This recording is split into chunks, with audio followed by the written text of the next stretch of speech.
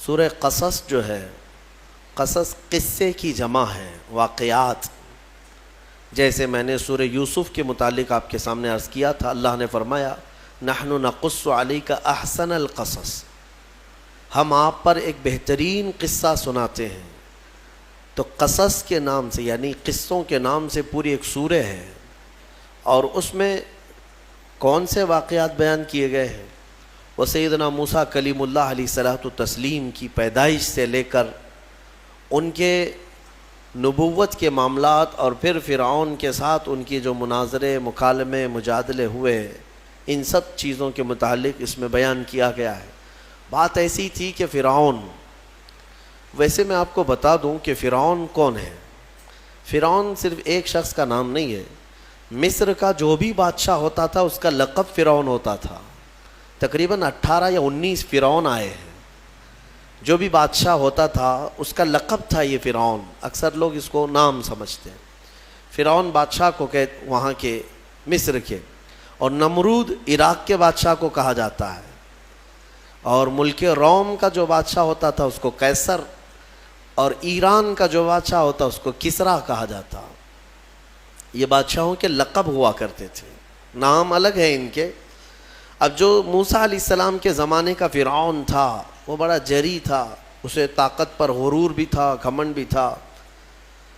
ایسا ہے کہ تقریباً 100 سال تک تو کبھی اس کو سردی بخار بھی نہیں آئے، بیمار کبھی نہیں ہوا. تو آدمی کو جب کوئی تکلیف نہ آئے تو وہ غرور میں بڑھ جاتا ہے، اور اسے ایسا لگنے لگتا ہے کہ میں سب سے پاورفل آدمی ہوں دنیا کا، مجھے کچھ ہو نہیں سکتا. تو یہی فرعون ہے جس نے اپنے زمانے میں یہ اعلان کیا تھا کہ لوگوں میں تمہارا رب ہوں، تمہارا بڑا رب میں ہوں، میری عبادت کرو.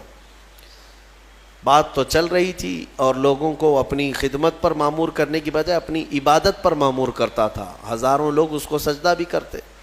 ایک دن ایسا ہوا کہ فرعون نے خواب دیکھا، آسمان سے ایک تارا ٹوٹ کر اس کی گود میں گرا یا اس کے محل پہ گرا، اور پھر آگ لگ گئی اس کے محل میں. وہ گھبرا کر کے اٹھا. صبح نجومیوں کو، کاہنوں کو بلایا کہ اس خواب کی کوئی تعبیر صحیح بتا دے. بہتوں نے الگ الگ تعبیریں بتائی. پھر جو بڑے ماہر نجومی تھے انہوں نے کہا کہ اس خواب کی تعبیر یہ ہے کہ بنی اسرائیل خاندان میں ایک بچہ پیدا ہوگا جو تیری سلطنت کو ہلاک کر دے گا، تیری سلطنت کے ہلاک کرنے کا باعث بنے گا. خواب کی تعبیر سننے کے بعد شاہی فرمان جاری کر دیا اس نے کہ بنی اسرائیل میں آج کے بعد جو بھی لڑکا پیدا ہوگا اسے مار دیا جائے گا، کیونکہ وہ بچہ کہیں سلطنت کی ہلاک کرنے والا پیدا نہ ہو جائے.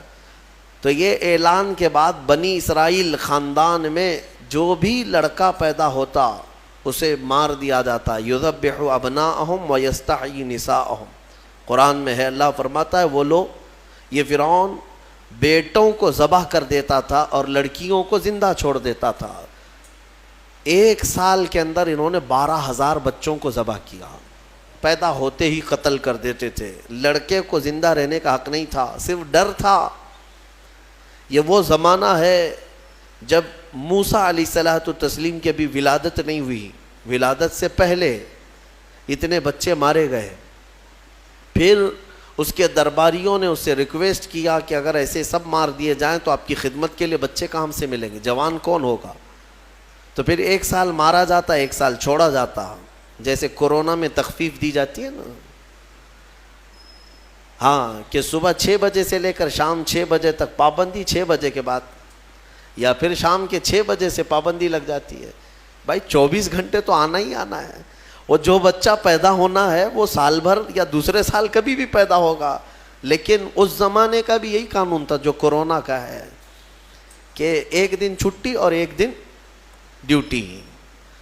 تو 1 سال نہیں مارا جائے گا اور 1 سال مارا جائے گا. اب یہ کیسے یقین کے ساتھ کہہ سکتے ہیں کہ جس سال نہیں مارا جا رہا ہے اس سال پیدا نہیں ہوگا بچہ؟ خیر، یہ دنیا کی لاجک ہے، ہمیں نہیں سمجھ میں آتی. یہ ان کی تھیوری ہے، ہمیں نہیں سمجھ میں آتی. سیٹرڈے سنڈے کو کیوں چھٹی ہوتی ہے کورونا کی، یا پھر رات کے بعد کیوں پابندی ہوتی ہے، ایک الگ مسئلہ ہے.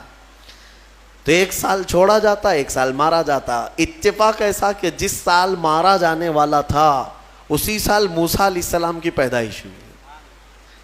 ان کی ماں حاملہ تھیں اور پیدا ہونے کا وقت جب قریب آیا تو اللہ تبارک و تعالیٰ جسے جہاں چاہے بچائے، ہاں جس انداز میں چاہے وہ اللہ تعالیٰ حفاظت فرماتا ہے۔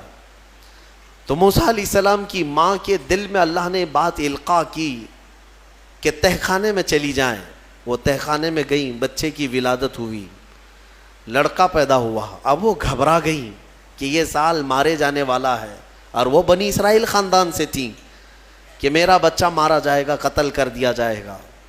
تو اللہ تبارک و تعالیٰ نے ان کے دل میں یہ بات القاء کی کہ ایک صندوق لے لو لکڑی کا، اور اس میں اس بچے کو ڈال کر دریا میں بہا دو۔ بھلا کوئی ماں کیسے بہائے گی؟ لیکن اللہ تعالیٰ فرماتا وَرَبَطْنَا عَلَىٰ قَلْبِهَا، ہم نے ان کے دل کو مضبوط کر دیا تھا۔ جب اللہ تعالیٰ کسی کے دل کو مضبوط کرتا ہے تو بڑے بڑے کام کر جاتا ہے۔ ان کی ماں صندوق میں رکھ کر کے بچے کو ایک دریا کے کنارے ڈال دیتی ہیں، بہا دیتی ہیں، اور اپنی بڑی بیٹی کو کہتی ہیں کہ دیکھتے رہنا یہ صندوق کہاں جاتا ہے۔ موسیٰ علیہ السلام کی جو بڑی بہن تھیں وہ دیکھتی ہوئی جا رہی تھیں اس صندوق کے پیچھے۔ صندوق بہتے بہتے بہتے ایک باغیچے کے کنارے لگا۔ وہ باغیچہ فرعون کا ہی تھا، اور فرعون کی بیوی وہاں پر ٹہلنے کے لیے شام کے وقت آیا کرتی تھی۔ جب وہ اپنی کنیزوں کے ساتھ وہاں آئی تفریح کے لیے تو ایک صندوق کو اپنے باغیچے کے کنارے لگا ہوا دیکھا، اٹھانے کے لیے کہا، اٹھایا گیا تو نہایت ہی خوبصورت بچہ۔ اللہ تعالیٰ نبیوں کو خوبصورتی دیا ہی ہوتا ہے۔ فرعون کے گھر میں کوئی بچہ نہیں تھا، اولاد نہیں تھی، تو فرعون کی بیوی نے اٹھا لیا اور کہا کہ لاؤ یہ بڑا خوبصورت بچہ ہے، حسین بچہ ہے، اور اپنے محل لے آئی۔ فرعون سے کہا کہ آج سمندر میں، دریا میں بہتا ہوا ایک بچہ کنارے پر آ لگا، میں نے اس کو اٹھا لیا ہے۔ فرعون نے کہا کہیں یہ بچہ تو نہیں جو میری سلطنت کو ہلاک کرنے کا سبب بنے گا؟ بیوی نے کہا ایسا کیسے ہو سکتا ہے، وہ تو بنی اسرائیل خاندان میں پیدا ہوگا، یہ تو کسی دریا سے بہتا ہوا آیا ہے، پتہ نہیں کون سے ملک سے آیا، کہاں سے آیا۔ تو بہرحال اس کی بیوی نے یہ کہا کہ اس کو مت مارو، لا تقتلوه عسى ان ينفعنا او نتخذه ولدا، قریب ہے کہ ہم اس سے فائدہ اٹھائیں گے یا اس کو بیٹا بنا لیں گے۔ بیوی کی بات پر راضی ہو گیا فرعون، جو ہے بیگم کی بات پر آ گیا، اور اس کے بعد رکھ لیا بچے کو۔ اسی لیے کہا جاتا ہے عورتوں کے مشورے بہت ہی قیمتی ہوتے ہیں۔ بہرحال عورت کے مشورے پر عمل کرتے ہوئے اس نے رکھ تو لیا بچے کو۔ اب پرورش کی جب بات آئی، بچے کو دودھ پلانا ہے، تو دایاؤں کو بلایا گیا۔ شاہی خاندان میں بچے کی پرورش ہو رہی ہے، بہت ساری عورتیں آئیں، دودھ پلانے کی کوشش کرتی رہیں۔ موسیٰ علیہ السلام کسی کا دودھ نہیں پکڑتے تھے۔ ان کی بہن وہیں کھڑی تھی، اس نے کہا کہ میں ایک دایا کو جانتی ہوں جس کا دودھ ہر بچہ پی لیتا ہے۔ اس سے کہا گیا کہ بلا لاؤ۔ وہ جا کر اپنی ماں کو بلا لائی، اپنی ماں کو لے آئیں، اور ان کی ماں آئی، موسیٰ علیہ السلام کو اپنے سینے سے لگائی تو دودھ پینے لگ گئے۔ تو سب میں یہ بات مشہور ہو گئی کہ یہ یہاں کی مشہور دایا ہے، اور یہ خاندان کے اندر رہے گی، شاہی خاندان میں محل میں رہے گی، اور بچے کو پلانے کی اجرت بھی دی جائے گی، اجرت بھی دی جائے گی۔ فرعون کے گھر میں پرورش بھی، اور انہی کی ماں سے دودھ بھی پلانا، پھر پلس اس کی اجرت بھی دلانا، یہ شان ہے رب ذوالجلال کی۔ وہ جہاں چاہے جیسے چاہے پرورش فرمائے۔ حق کی حفاظت کرنا یہ مولا کی شان ہے، حق کی حفاظت وہ ہر زمانے میں کرتا رہتا ہے۔ اسی لیے کہا گیا ہے کہ اللہ تبارک و تعالیٰ جس چراغ کی حفاظت فرمائے، بڑی بڑی آندھیاں اس کو نہیں بجھا سکتی، اور جس کو بجھانا چاہے سارے انتظامات کے بعد بھی منٹوں میں اسے گل کر دیتا ہے۔ خیر، موسیٰ علیہ السلام فرعون کے گھر میں پرورش پاتے رہے۔ جب آپ کی عمر 2 سال کے قریب کی ہوئی، فرعون اور اس کی بیوی بیٹھے ہوئے تھے۔ موسیٰ علیہ السلام کھیلتے کھیلتے گود میں آئے اور فرعون کی داڑھی پکڑ کر اس کے منہ پہ تماچا لگا دیا۔ پہلی مرتبہ کسی نے بادشاہ کے منہ پر تماچا جڑا ہے تو بیٹا گھر کا، لیکن فرعون کو پہلی مرتبہ وہ زناٹے دار جو تھپڑ لگا، ہو سکتا ہے تارے نظر آ گئے ہوں، وہ گھبرا گیا، کہا کہ یہ بچہ ایسا کیسے مجھے مار سکتا ہے، ہاتھ کیسے اٹھا سکتا ہے، دسترخوان سے اٹھ گیا اور کہا اپنی بیوی سے، بیگم مجھے لگتا ہے یہی وہ بچہ ہوگا، یہی بچہ ہوگا جو سلطنت کے ہمارے خلاف جائے گا۔ پھر بیگم نے کہا ایسا کیسے ہو سکتا ہے، بچہ ہے، چھوٹا ہے، اور لاڑ پیار میں بچے ماں باپ کے ساتھ اس طرح کی حرکتیں کرتے ہیں۔ فرعون نے کہا نہیں، مجھے چیک کرنا ہے، یہ بچہ جاندار ہے، جانکار ہے، یہ جانتا ہے۔ تو پھر موسیٰ علیہ السلام کا وہاں پر امتحان لیا گیا۔ فرعون کی بیوی بچانے پر لگی ہوئی تھی۔ فرعون نے کہا کہ ٹھیک ہے، دیکھتے ہیں یہ کہ بچے کو سمجھ ہے یا نہیں ہے۔ امتحان کے لیے بیگم نے کہا ایک کام کرو، ایک برتن میں آگ کے انگارے دہکتے ہوئے کوئلے وہ بھی لائے جائیں، اور ایک برتن میں سفید پھول لائے جائیں۔ اگر بچہ عقل مند ہوگا تو پھولوں کو پکڑے گا، نہیں تو پھر یہ لال چیز کی طرف بچوں کا ہاتھ زیادہ جاتا ہے، آگ دیکھے گا۔ کہا ٹھیک ہے، یہ آزمائش کی جائے گی۔ ایک برتن میں آگ کے لال سرخ انگارے کوئلے لائے گئے اور ایک برتن میں پھول لائے گئے، دونوں رکھے گئے۔ موسیٰ علیہ السلام کیا، ہر نبی ماں کے پیٹ سے ہی ہر چیز کو جانتے ہیں، اللہ تعالیٰ انہیں علم بھی نوازا ہے۔ موسیٰ علیہ السلام کو بلایا گیا، 2 سال کی عمر ہے کہ بچے ان دونوں میں سے کوئی چیز اٹھا لو۔ تو موسیٰ علیہ السلام کا ہاتھ پھولوں کے برتن کی طرف ہی بڑھنے لگا۔ یہ تو امتحان تھا۔ جبرائیل علیہ السلام اسی وقت نازل ہوئے اور آپ کا ہاتھ پکڑ کر کے آگ میں ڈالا۔ آگ میں سے ایک کوئلہ موسیٰ علیہ السلام اٹھائے اور اپنے منہ میں رکھ لیے، جس کی وجہ سے آپ کی زبان جل گئی، ہاتھ میں بھی آگ لگی۔ پھر فوراً ہٹایا گیا۔ فرعون کو وہ سیٹسفائیڈ ہو گیا کہ نہیں، یہ جانتا نہیں ہے، جانتا ہوتا تو آگ نہیں اٹھاتا۔ بہرحال موسیٰ علیہ السلام کو اس آگ کے کوئلے کے زبان پر رکھنے کی وجہ سے زندگی بھر اس کا اثر رہا، زبان میں زندگی بھر اثر رہا۔ پھر جوانی آئی موسیٰ علیہ السلام کی، اسی گھر میں پرورش پاتے ہوئے۔ پھر آپ وہاں سے نکلے اور آپ کی ماں نے آپ کو ساری چیزیں بتا دیں کہ ہم بنی اسرائیل سے ہیں، نبیوں کا خاندان ہے، اللہ تبارک و تعالیٰ کی عبادت پر ہم ہیں، اور فرعون ظالم ہے اور وہ اپنی پرستش کرواتا ہے، اپنی عبادت کرواتا ہے، لہذا ہم فرعون کے خاندان سے نہیں ہیں۔ تو موسیٰ علیہ السلام جوان ہونے کے بعد ان تمام سچویشن کو سمجھ چکے تھے، سارے حالات کو۔ ایک بار ایسا ہوا کہ موسیٰ علیہ السلام اپنی بستی سے باہر کی طرف جا رہے تھے، 2 لوگوں کو لڑتے ہوئے دیکھا۔ ایک بنی اسرائیل کا تھا، ان کے خاندان کا تھا، ایک فرعون کے خاندان کا تھا۔ یعنی فرعون کا جو خاندان تھا، عمالقہ ان کو کہتے ہیں، اور ان کو قبطی کہا جاتا ہے آج بھی مصر میں۔ تو قبط خاندان سے ہوا کرتے تھے۔ تو ان کا ایک آدمی اور ان کے خاندان کا ایک آدمی لڑ رہے تھے۔ تو ان کے خاندان کا جو آدمی تھا وہ پکارا موسیٰ علیہ السلام، ہائے ہائے میں مرا جا رہا ہوں، مجھے بچا لو موسیٰ، مجھے بچا لو۔ موسیٰ علیہ السلام آئے، دیکھا دونوں جھگڑ رہے ہیں۔ ایک تو اپنے خاندان کا تھا بنی اسرائیل، ویسے بھی بنی اسرائیل پر اس وقت بڑا ظلم کیا تھا فرعون نے۔ تو موسیٰ علیہ السلام نے موقع پاتے ہی، یعنی وہ فرعونی تھا، ایک گھونسا لگایا اس کو، ایک گھونسا اس کو لگایا، وہ زمین پہ گرا اور مر ہی گیا، ختم ہی ہو گیا۔ نبی کا پنجہ لگایا، نبی کے ہاتھ سے ایک مار کھایا اور مر گیا۔ فَوَكَزَهُ مُوسَىٰ فَقَضَىٰ عَلَيْهِ، قرآن میں ہے کہ ایک گھونسا لگایا اور اس کا کام تمام کر دیا موسیٰ علیہ السلام۔ پھر حضرت موسیٰ علیہ السلام کو افسوس ہوا کہ یہ مجھ سے کیا ہو گیا، یعنی میں نے تو اس دونوں کے جھگڑوں کو چھڑانے کے لیے کوشش کیا، لیکن میرے ہاتھ سے یہ مر گیا۔ اللہ کی بارگاہ میں آپ نے استغفار کرنا شروع کیا، اے اللہ تو مجھے معاف فرما دے۔ فغفر لہ، اللہ تعالیٰ نے معاف بھی فرمایا، آیتیں نازل ہوئی۔ پھر چند دن کے بعد ایسا ہوا، پھر ان کے خاندان والا بنی اسرائیلی ایک بار پھر کسی سے لڑ رہا تھا، پھر لڑ رہا تھا، دوسرا ہی دن تھا، موسیٰ علیہ السلام کو پھر آج اس نے پکارا. تب موسیٰ علیہ السلام نے کہا غلطی تو تیری ہی ہے، کل بھی تو ہی لڑ رہا تھا، آج بھی تو ہی لڑ رہا ہے، یعنی روز تو نے پیشہ بنا لیا لڑنے کا. تو موسیٰ علیہ السلام اپنا پنجہ لے کر اسی کی طرف آنے لگ گئے ہیں، یہ جو اسرائیلی تھا.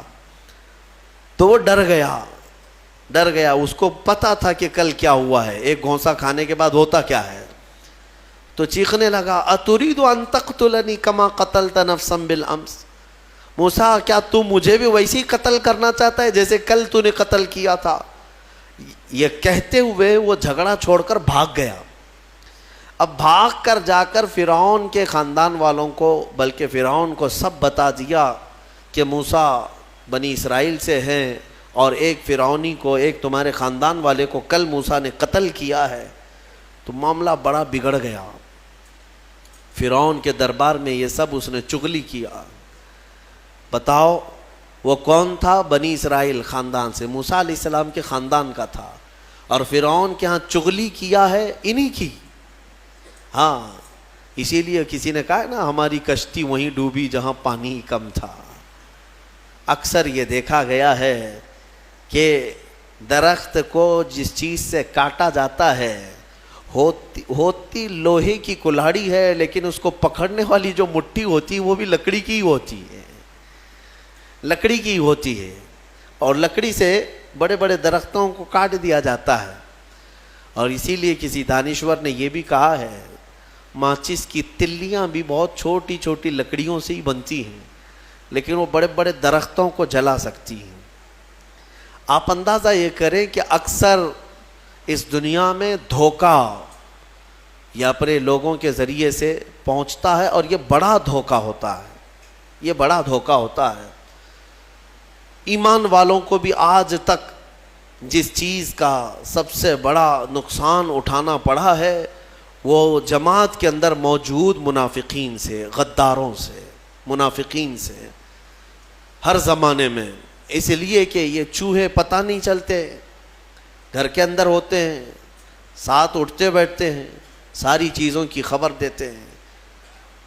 میرے عزیزوں، ان تمام چیزوں کے سلسلے میں بہت مرتبہ کہہ چکا ہوں، آج بھی میں یہ عرض کرتا ہوں مولا کی بارگاہ میں کہ اے مولا، سب سے پہلے تو ہماری جماعت میں موجود ان غداروں اور منافقین کو بے نقاب کر انہیں ہلاک و برباد فرما، جن کے ذریعے سے اسلام اور مسلمانوں کو بڑا نقصان ہے، بڑا نقصان ہے.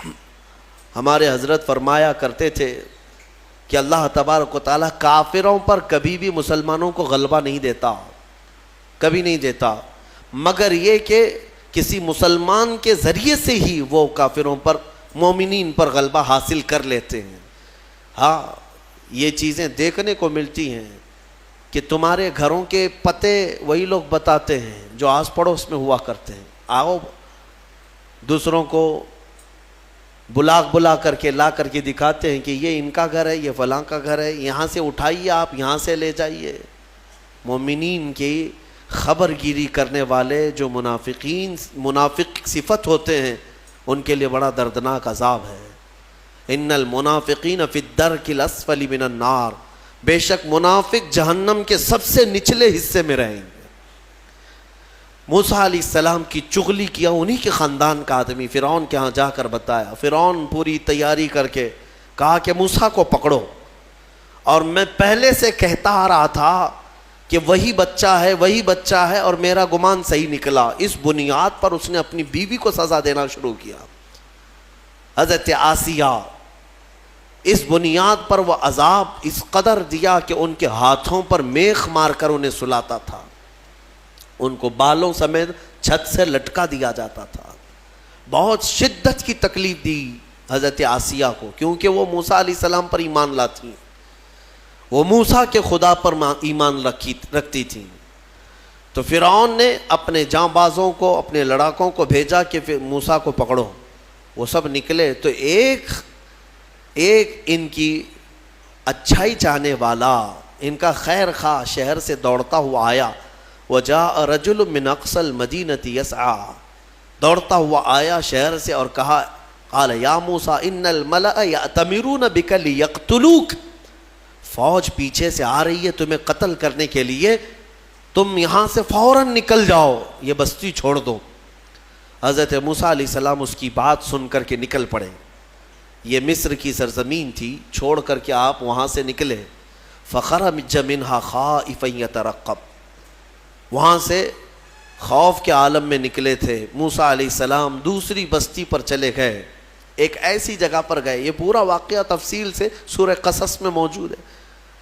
ایک بستی پر پہنچے تو وہاں پر دیکھا ہے کہ ایک کنویں پر بھیڑ لگی ہوئی ہے، بہت ساری بھیڑ ہے، پانی کھینچ رہی ہیں، اس میں دو لڑکیاں دور شرماتے کھڑی ہیں، وہ پانی میں لینے کے لیے بھیڑ میں نہیں جا پا رہی۔ تو موسیٰ علیہ السلام بھیڑ کو چیرتے ہوئے آئے اور ان دو لڑکیوں کے لیے پانی آپ نے ڈول سے نکلوایا۔ آپ مضبوط تھے، قوی تھے، طاقتور تھے۔ پانی آپ نے نکالا اور پانی نکال کر ان دونوں لڑکیوں کو دیا۔ تو وہ جوان لڑکیاں تھیں، انہوں نے کہا کہ چلو، ہمارے باپ اس شہر کے بڑے نیک اور پرہیزگار آدمی ہیں، ہم تمہیں لے کر کے چلتی ہیں اور اپنے باپ سے تمہیں اجرت دلائیں گے، تم دیکھنے میں بڑے اچھے لگتے ہو، اجنبی ہو، مسافر ہو، اجرت دلائیں گے جو پانی تم نے ہمیں ڈول سے کھینچ کر دیا ہے۔ موسیٰ علیہ السلام ان کی بات پر چل پڑے۔ کہاں؟ وہ دونوں لڑکیاں اپنے گھر لے آئیں۔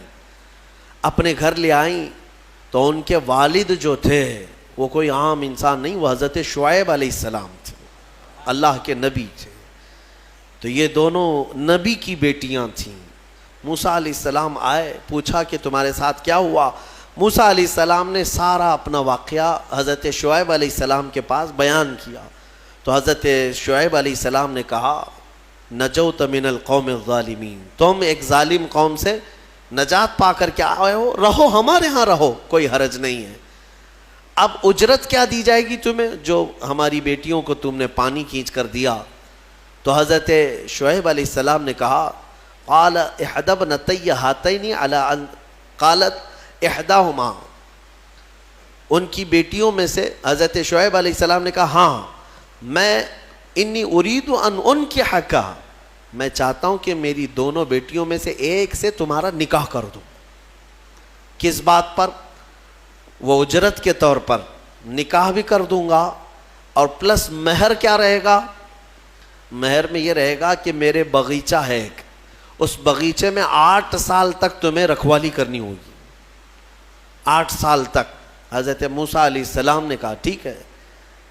8 سال کی بجائے 10 سال موسیٰ علیہ السلام وہیں رہے، شادی بھی ہوئی شعیب علیہ السلام کی بیٹی کے ساتھ، جن کا نام تاریخ میں حضرت صفورہ بتایا گیا ہے۔ حضرت موسیٰ علیہ السلام کا نکاح ہوا، وہیں رہنے لگے۔ 10 سال کے بعد موسیٰ علیہ السلام پھر اپنی بیوی کو لے کر، اپنے گھر والوں کو یعنی اپنی اہلیہ کو لے کر نکل پڑے۔ واپس پھر آپ سفر پر تھے، بیچ راستے میں آپ کو آگ کی ضرورت تھی، کھانا پکانے کے لیے۔ اس زمانے میں ماچس نہیں، لائٹر نہیں، بلکہ ایک درخت کی ٹہنیاں ہوتی تھی، اس کو پتھر سے رگڑتے تھے تو آگ پیدا ہوتی تھی۔ وہ آگ کی ٹہنیاں، درخت ہی ایک آگ لگنے والا ہوا کرتا تھا۔ تو موسیٰ علیہ السلام وہ آگ لینے کے لیے پہاڑی پر چڑھے، اور جب وہاں پہنچے تو اللہ نے آپ کو نبوت کی تاج سے سرفراز فرمایا۔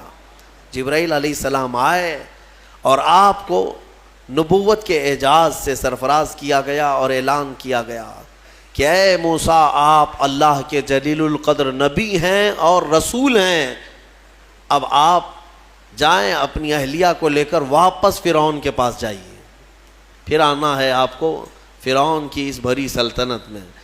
موسیٰ علیہ السلام پہلے اپنے گھر آئے اور اس کے بعد حضرت موسیٰ علیہ السلام جب آئے اپنی بیوی کو لے کر تو اللہ تعالیٰ نے فرمایا اب جاؤ فرعون کے پاس، اس کو ہدایت کی تلقین کرو، تبلیغ کرو، اس سے کہو کہ اللہ وحدہ لا شریک کی عبادت کرے۔ لیکن جانے سے پہلے موسیٰ علیہ السلام کو اللہ نے ایک اور ٹریننگ سے گزارا۔ آپ کے ہاتھ میں ایک لکڑی ہوا کرتی تھی، چھڑی، جو آپ کا عصا تھا۔ اللہ نے فرمایا اے موسیٰ اس لکڑی کو زمین پر چھوڑو۔ آپ نے زمین پر چھوڑ دیا۔ قال القها یا موسیٰ فالقاها فاذا هي حیۃ تسعى، قرآن کہتا ہے جیسے ہی موسیٰ علیہ السلام نے زمین پر اس لکڑی کو ڈالا وہ ایک خوفناک اژدہا سانپ بن گیا.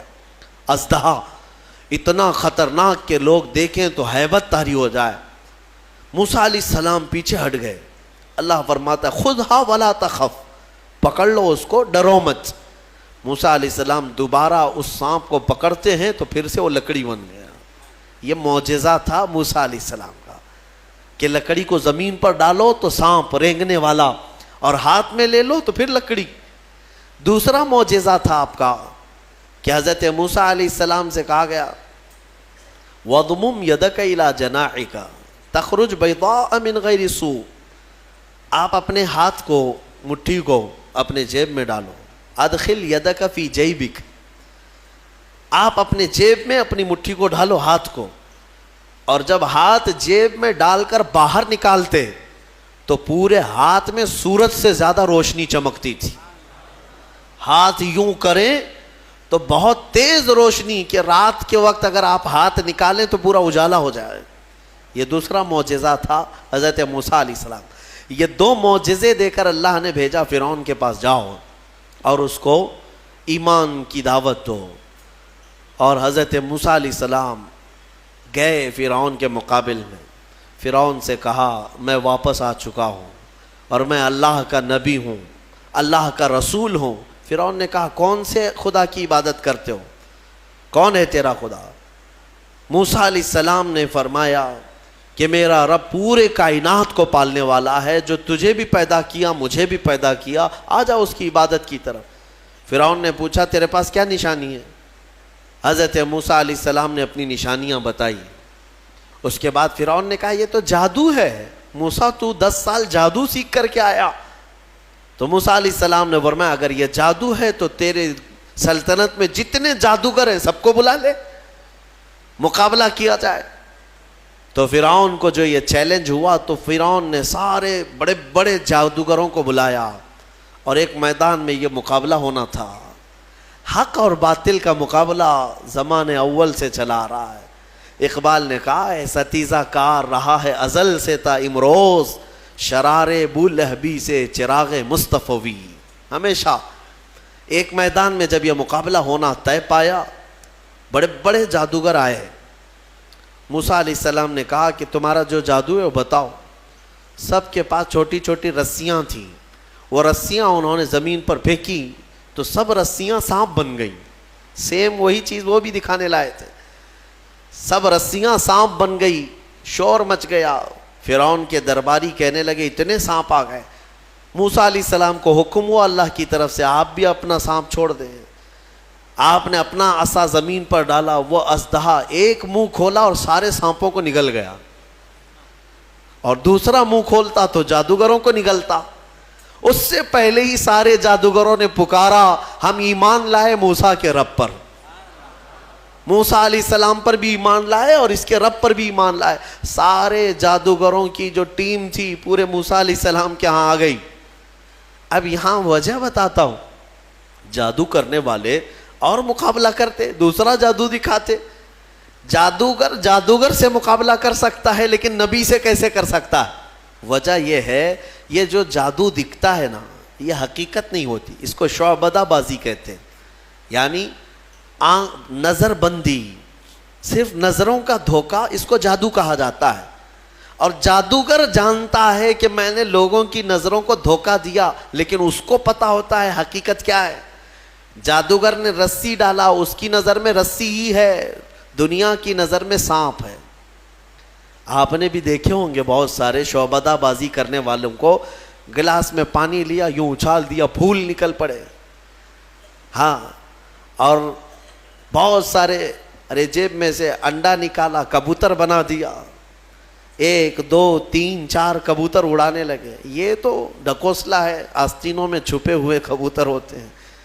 لیکن باضابطہ جو شعبدہ بازی ہوتی ہے یعنی نظر بندی، وہ اس طرح سے کی جاتی ہے.